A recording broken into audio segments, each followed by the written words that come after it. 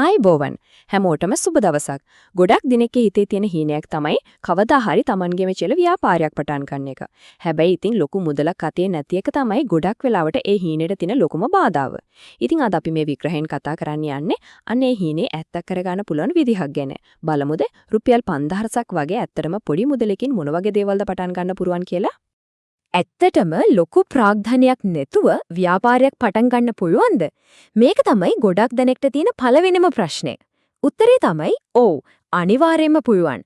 මෙතනදී වැදගත්ම දේ වෙන්නේ සල්ලි නෙවෙයි.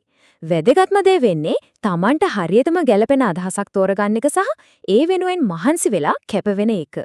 හරි. එහෙනම් අපි වැඩි කතා නැතුව කෙලින්ම කාරණයට බහිමු. මෙන්න තියෙනවා අඩු ආයෝජනයකින්, ඒ කියන්නේ බොහොම පොඩි මුදලකින් පටන් අරන් කාලයක් යද්දි ඉහළ ලාභයක් ලබන්න පුළුවන් ව්‍යාපාරික අදහස් 10ක්. මේවා ඇත්තටම ඕනෑම කෙනෙකුට උත්සාහ කරලා බලන්න පුළුවන් දේවල්. අපේ පළවෙනි කාණ්ඩය තමයි ගෙදර ඉඳන්ම ගෙදර දොරකඩ ඉඳන්ම කරන්න පුළුවන් ව්‍යාපාර. මේ වගේ තියෙන ලොකුම වාසිය තමයි වෙනම කඩකාමරයකට කුලි ගෙවන්න ඕන වෙන්නේ නැහැ. ඒ වගේම තමන්ගේම පහසුවට තමන්ට ඕන විදිහට වැඩ කටයුතු කරගන්න පුළුවන් වෙන එක. පළවෙනි අදහස තමයි ගෙදර හදන කෑම. හිතන්නකෝ කාර්යාලවල වැඩ කරන අය ගැන, විශ්වවිද්‍යාලවල ඉගෙන ගන්න ළමයි ගැන, මේ අයට පිරිසිදුවට ගුණාත්මකව හදපු ගෙදර කෑම වේලක් දෙන්න පුළුවන් නම් ඒකට ලොකු ඉල්ලුමක් තියෙනවා. මොකද මේ කාර්යබහුල ජීවිතත් එක්ක ගෙදර කෑමක රසටයි පිරිසිදුකමටයි තියෙන පටිනාකම ගොඩක් වැඩි. දෙවනියට පැලතවානක් පටන් ගන්න එක. මල් පැල, එළවලු පැල, එහෙමත් නැත්නම් දැන් ගොඩක් ජනප්‍රිය ගෙවල් ඇතුලේ හදන අලංකාර පැල වගේ දේවල් වලට දැන් ලොකු ඉල්ලුමක් හදිලා තියෙනවා. ගෙවතු වගාවට වගේම ගෙවල් ලස්සනට තියාගන්න මිනිස්සුන්ගේ තියෙන උනන්දුව දවසින් දවස වැඩි වෙන නිසා මේක නුවණක්කාර ආයෝජනයක් කියන්න පුළුවන්. නිර්මාණශීලී හැකියාවක් තියෙනවද? එහෙනම් මේක නියම අවස්ථාවක්. ස්වර්ණාභරණ, පොඩි පොඩි තෑගි භාණ්ඩ, ඉටිපන්දම් වගේ දේවල් ගෙදරදීම හදලා විකුණන්න පුළුවන්. මෙතනදී වැදගත්ම දේ තමයි Tamanට මාවෙන්නික වුණු අනිත් අයට වඩා වෙලස් නිර්මාණයක් ඉදිරිපත් කරන එක. එතකොට තමයි වෙළඳපොලේ ලේසියෙන්ම කැපී පෙනෙන්න පුළුවන් වෙන්නේ. හරි, දැන් අපි යමු වෙන්නේ ඩිජිටල් ලෝකයේ තියෙන අවස්ථා දිහාට. මේක තමයි නියමම දේ. ශ්‍රී ලංකාවේ ඉඳන්ම මුළු ලෝකයේම වෙළඳපොලක් කරගන්න පුළුවන් බලවත් ක්‍රමවේදයක් තමයි අන්තර්ජාලය කියන්නේ. හතරවෙනි අදහස ඩ්‍රොප් ෂිපින්. මේක සමහර විට ටිකක් අලුත් වචනයක් වෙන්නත් පුළුවන්. සරලවම කිව්වොත් මෙහිමයි. මෙතනදි වෙන්නේ Taman ළඟ බඩු තොග තියාගන්නේ නැතුව ඔන්ලයින් ඇනුමක් ආවට පස්සේ කෙලින්ම සැපයුම් කරු ලවා පාරිභෝගිකයාට භාණ්ඩය යවන එක. ඒ කියන්නේ බඩු ගන්න සල්ලි ආයෝජනය කරන්න ඕනේ නෑ ඉතින්. අවදානම හරිම අඩුයි. ඊළඟට අපි බලමු ඩිජිටල් සේවා ටිකක් ගැන. එකක් තමයි ෆ්‍රීලාන්සින්. ලිවීමේ හැකියාවක්, ග්‍රැෆික් නිර්මාණයේ හැකියාවක් තියෙනවා නම් Upwork, Fiverr වගේ වේදිකා හරහා මුළු ලෝකෙටම වැඩ කරලා ඩොලර්වලින් උපයන්න පුළුවන්. අනික තමයි සෝෂල් මීඩියා මැනේජ්මන්ට්.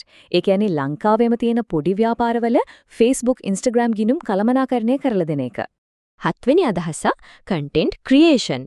ඒ කියන්නේ YouTube, TikTok වගේ වේදිකා පාවිච්චි කරලා වටිනා තොරතුරු හරි තමන්ගේම කතාවක් හරි මිනිස්සුත් එක්ක බෙදා ගන්න එක. එහෙම කරලා ප්‍රේක්ෂක පිරිසක් ගොඩනගාගෙන ආදායමක් උපයන්න පුළුවන්. මෙතන තියෙන රහස තමයි Taman හොඳටම දන්න දෙයක් ගැන අවංකවම කතා කරන එක. හොඳයි. දැන් අපි කතා කරන්නේ අපි අවසාන කාණ්ඩය ගැන. මෙතනදී අපි බලන්නේ Taman ළඟ දැනටමත් තියෙන පෞද්ගලික දක්ෂතාවයක් සහ දැනුම ලාභ ලබන සේවාවක් බවට පත් කරගන්නේ කොහොමද කියලයි. අටවැනියට පෞද්ගලික උපකාරක පන්ති. Taman හොඳටම දක්ෂ විෂයක් තියෙනවා නම් ඒක ගෙදරින්න්ම හරි ඔන්ලයින් ක්‍රමයට හරි උගන්වන්න පුළුවන්. Tamanගේ දැනුම මුදල් බවට පත් කරගන්න තියෙන හරිම සරල සහ ඵලදායී ක්‍රමයක් තමයි මේ. නවවැනි අදහස මොබයිල් ෆෝන් හෝ ලැප්ටොප් අලුත් වෙඩියා කරන එක. ඇත්ත මේකට විශේෂ තාක්ෂණික දැනුමක් ඕන වෙනවා. හැබැයි ඒ දැනුම තියෙනවා නම් බොහොම අඩු ආයෝජනයකින් පටන් ගන්න පුළුවන් අනිවාර්යයෙන්ම හොඳ ඉල්ලුමක් තියෙන ශාස්ත්‍රයක් තමයි මේක. 10වෙනි සහ අවසාන අදහස ඉවෙන්ට් ප්ලෑනින්. ලොකුට හිතන එක හොඳයි. හැබැයි පටන් ගන්නකොට පොඩියට පටන් ගන්න ඕන. උපන්දින සාද පොඩි හමුවීම් වගේ දේවල් සංවිධානය කරලා පළපුරුද්ද හදාගන්න. එතකොට තමයි විශ්වාසයත් එක්ක මේක ටිකෙන් ටික දියුණු කරගන්න පුරුවන් වෙන්නේ. හරි. අපි දැන් අදහස් 10ක් ගැනම කතා කළා. නමුත් මේක මතක තියාගන්න. වැදගත්ම දේ හොඳම අදහස තෝරගන්න එක නෙවෙයි. වැදගත්ම දේ තමයි පළවෙනි පියවර තියෙන එක. ගමන පටන් ගන්න එතනින්. ඒ කියන්නේ ගමන පටන් ගන්න දැන්. මේ වගුව දිහා පොඩ්ඩක් බලන්න. මෙතනින් පැහැදිලිව පේනවා අපි කතා කරපු සමහර ව්‍යාපාරවලට අවශ්‍ය වෙන මූලිකම දක්ෂතාවය මොකක්ද කියලා.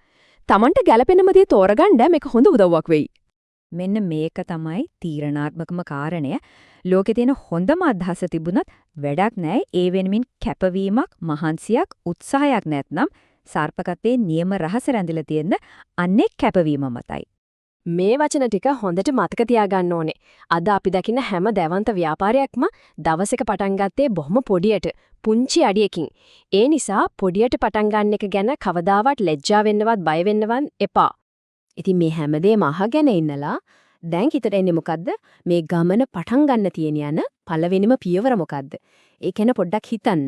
හිතලා විතරක් මැදි අද මේ ගමන පටන් ගන්න. හැමෝටම ජය.